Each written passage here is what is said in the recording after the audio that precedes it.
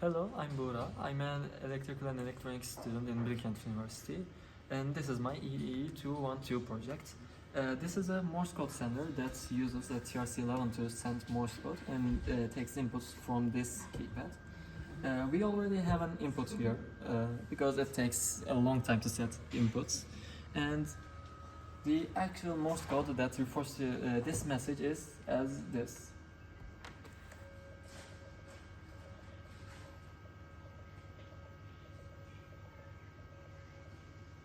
And if we send our code, we can actually listen. Right? And I'm sending the code to my friend.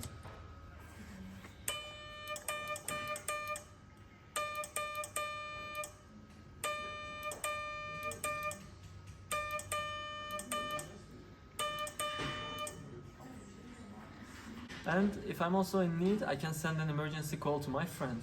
The universal emergency code for the Morse code is SOS, which should be like this. And we can actually set it up here like this. This works like an old phone keyboard, which triggers the letters with multiple presses of the buttons. Each button corresponds to 3 different letters, and we can switch through them with multiple presses. And by pressing the send button, I can send my code to my friend again.